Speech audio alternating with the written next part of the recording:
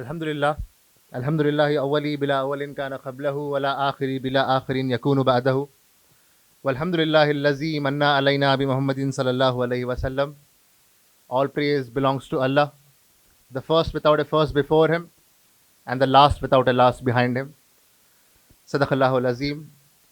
Respected dignitaries on the stage and gathered here, traveling from afar, teachers and students. Assalamu alaikum wa rahmatullahi wa barakatuh. There are primarily four issues that the present generation are facing, and perhaps teachers here know it better as well. And this seminar perhaps can possibly find some answers, find some alternatives for us to address those issues. The first issue that this generation, Gen Z, is facing is of gadget addiction. At my home, when my sister gets fever, my mom blames the phone and she tells that because you're using the phone so much, you get fever. And that is the severity of the issue as of now. And there are different stages to it as well: mild addiction, moderate addiction, and severe addiction. What is interesting is that in Europe, as well as in NIMHANS, that is the mental health institution in Bangalore as well, there are doctors who are coming up, there are centers being established to de-addict students and to de-addict children from mobile phones. So this is an issue that we are dealing with. This is an issue that we do not know how to curb. And perhaps countries like Australia and other countries as well are establishing new laws to limit social media usage below 16 years.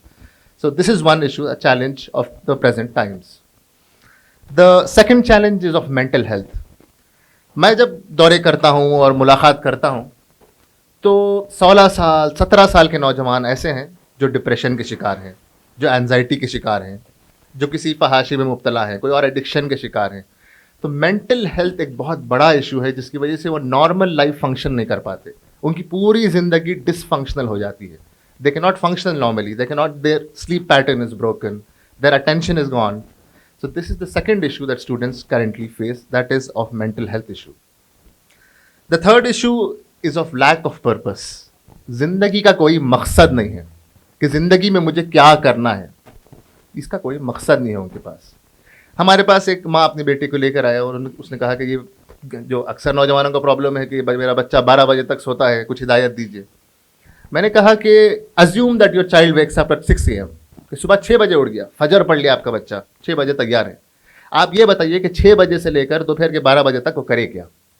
क्या आपके पास कोई to do list है? आपके पास कोई करने के काम है? आपके पास अपने बच्चे के सलाहियत को इर्तिखा देने के लिए, इल्मी इर्तिखा देने के लिए, इंटेलेक्चुअल ग्रोथ देने के लिए कोई शेड्यूल है आपके पास, कोई प्लान है आपके पास? जब नहीं है तो वो सोएगा. तो मकसद ज़िंदगी नहीं है, lack of purpose, lack of to do list जो होना चाहिए इंसान के पास, ये इस जनरेशन के साथ नहीं है. और आखिर में जो चौथा प्रॉब्लम है, की प्रॉब्लम है, वो है attention fragmentation. This may be A by product of gadget addiction again, लेकिन मसला ये होगा क्योंकि रील्स के आदी हो चुके हैं तो 15 मिनट की तकरीर नहीं सुन सकते. आप उनको 10 मिनट का कोई टास्क दीजिए, बोले कि ये किताब पढ़ के दिखाओ, तो फोकस नहीं कर पाते, तिल मिलाने लगते हैं, बेचैनी लगने आती है. It seems like they are having withdrawal symptoms. So these are 4 key issues that we have seen. ये मैंने देखा है, ऑब्जर्व किया है. और इस महफिल से और आप खुसूसी टीचर्स से भी ये उम्मीद है कि आप उम्मीद की किरण है कि आप जो है इन इश्यूज़ को हल करेंगे. और मैंने देखा है ज़िंदगी में भी कि अक्सर तलबा को अगर कोई उस्ताद या टीचर उस्तादा अगर हाथ पकड़ ले, हाथ थाम ले, तो वो जो है बहुत आला जो है ज़िंदगी में आला बहुत सक्सेसफुल कर कामयाब हो जाते हैं और बहुत फ़रोग़ पाते हैं. तो दुआ भी ये है कि इन इश्यूज़ को डील करने में आप लोगों का बहुत अहम रोल रहेगा. अफजल हुसैन साहब एक मेरे ख्याल से जावेद इकबाल साहब उनके ऊपर पूरा एक लेक्चर भी रखेंगे इंशाअल्लाह. तो मैं बहुत ब्रीफली ये कहूँगा कि एक बहुत बड़े विजनरी थे, एजुकेशनिस्ट थे, लीडर थे. इनका ये मानना था कि जो मॉडर्न एजुकेशन सिस्टम है ये यूनिवर्सल कॉन्सेप्चुलाइजेशन नहीं रखता है. अब एक लफ्ज़ है जो यूज़ किया जाता है, जर्मन उसके रूट्स हैं, इंग्लिश में लफ्ज़ है वो है वर्ल्ड व्यू, यानी दुनिया को देखने का नज़रिया. आप दुनिया को कैसे देखते हैं? अलग अलग लेंसेज होते हैं. अगर आपने कोई लाल चश्मा पहना है, शेड्स, तो उसको सारी चीज़ें लाल नज़र आती हैं. अगर कोई ताजमहल गया है तो आप देखेंगे कि अलग अलग लोग अपना अलग अलग व्यू रखते हैं, वर्ल्ड व्यू रखते हैं, अलग लेंस से देखते हैं. कोई कम्युनिस्ट आएगा वहाँ पर तो बोलेगा कि कितना जुल्म हुआ यहाँ पर, लेबरर्स पे कितना जुल्म हुआ होगा. आज नाम सिर्फ हमको आर्किटेक्ट और बादशाह का है, किसी को लेबरर का ख्याल नहीं है. کوئی مسلمان ہمارے جیسے مسلمان جاتے ہیں تو بولیں گے کیا ضرورت تھی 2 لوگوں کی خبر کے لیے اتنا بڑا مونومنٹ بنانے کی ضرورت تھی. کوئی اور جائے گا تو کوئی اور نظریہ رکھے گا. تو ورلڈ ویو ایک ہوتا ہے جو کرنٹ ماڈرن ورلڈ ویو ہے.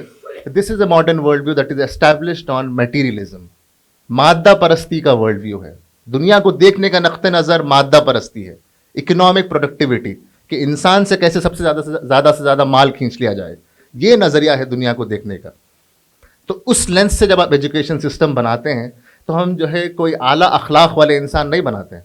اے flourishing human being we do not create from it. We create human beings who are a simple by product of economics, who we give skills کہ کسی کو گھر بنانا سکھا دیے, کسی کو کوڈنگ لینگویج سکھا دیے, اور وہ زندگی بھر وہی کرتے رہتے ہیں. یا پھر نیٹ کے بھیڑ میں جو ہے لگا دیے ان کو. ہمارے ڈاکٹر صاحب ہیں یہاں جماعت کے, وہ اکثر کہتے ہیں کہ MBBS کا فل فارم ہے کہ میں, بیوی, بچہ سلامت. یہ ان کا کہنا ہے. So this is what the modern education system aims to do.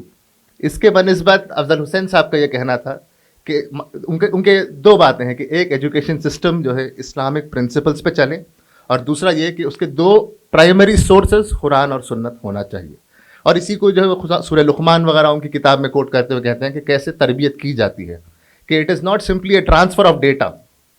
Education کی not simply be a transfer of data but rather how a human being is created. ایک تربیہ کا ماڈیول ہونا چاہیے. یہ افضل حسین صاحب ان کے کتاب میں کہتے ہیں.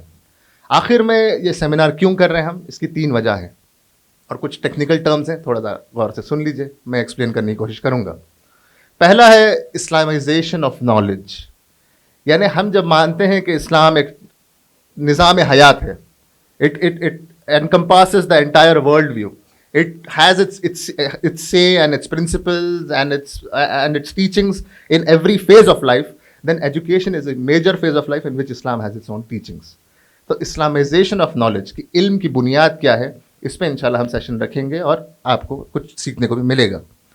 دوسرا یہ ہے کہ جو ماڈرن ایجوکیشن سسٹم کا فریم ورک ہے, میں نے بتایا کہ وہ کمپلیٹلی جو ہے اکنامک یونٹ پروڈیوس کرنے کا مقصد ہے. اس کے بنسبت ویلیو بیسڈ ایجوکیشن سسٹم کیسے ہو, یعنی ہمارے ایجوکیشن سسٹم کی بنیاد پر ایک بہترین انسان کیسے بنے. ایک بچہ ہمارے پاس اگر آ رہا ہے تو اس کے اخلاق کو کیسے ہم بہتر بنا دیں, اس کی صلاحیتوں کو کیسے فروغ دے دیں, اس کو روحانی اعتبار سے اس کو کیسے اوپر پہنچا دیں ہم, یہ ہمارا گول ہونا چاہیے. تو value based education system instead of simply economic produce, یہ دوسرا مقصد ہے کہ ہم اس ٹاپک پہ بھی انشاءاللہ ہمارے گیسٹ بات کریں گے. اور آخر میں ہے وہ ہے کہ اسلامک ایپسٹمولوجیکل پیراڈائم آف ایجوکیشن, یعنی یہ کہ علم کی بنیاد کیا ہونی چاہیے. علم کی بنیاد کیا صرف ہماری جو سینسز ہیں, آنکھیں ہیں, یہی ہونا چاہیے یا اس سے بڑھ کر ہے, کیا وہی علم کی بنیاد ہو سکتی ہے؟ یہ سوالات ہیں جس کو ہم کو ایڈریس کرنا ہے. These are the questions that we want to be addressed. Imagine that you are living in a time say 500 years back, and when you see the sun and the moon you can say they're the same size. You see a full moon and you see a full sun and you say they're the same size, because the world view that you're seeing, جس نظریے سے آپ دیکھ رہے ہیں آنکھ, وہ same ہی دکھا رہا ہے آپ کو. you trust it. But now that devices have come up, now that ہمارا دیکھنے کا نقطہ نظر بدلا, now we understand how massive the universe is. تو علم کی بنیاد کیا ہونی چاہیے, اسلامائزیشن, اسلامک ایپسٹمولوجیکل پیراڈائم کیا ہونا چاہیے, یہ تیسرا سوال ہے جس کے ساتھ ہمارے گیسٹ آج ڈیل کریں گے. I humbly and graciously welcome all the guests here, particularly Javed Iqbal Sahab, that in spite of all his troubles, he managed to come all the way from Delhi just to address us. تو میں خصوصی شکر گزار ہوں جاوید اقبال صاحب کا بھی, اور یہاں سارے پروفیسرز جو جامعہ ملیہ اسلامیہ سے آئے ہیں, مانو سے آئے ہیں, اور ہمارے جو نیشنل سیکریٹری ہیں طلحہ منان صاحب, وہ خود بھی PhD کر رہے ہیں مانو میں ایجوکیشن میں, تو ان کا بھی خصوصی شکر گزار ہوں. اینڈ ایٹ لاسٹ جن سے امید ہے ہمیں کہ اس سیمینار کی بنیاد پر کچھ تبدیلی آئے گی امت میں اور اسٹوڈنٹس کی زندگی میں تبدیلی آئے گی, آپ سب ٹیچرز اور اسٹوڈنٹس کو بھی میں خیر مقدم کرتا ہوں. السلام علیکم ورحمۃ اللہ وبرکاتہ.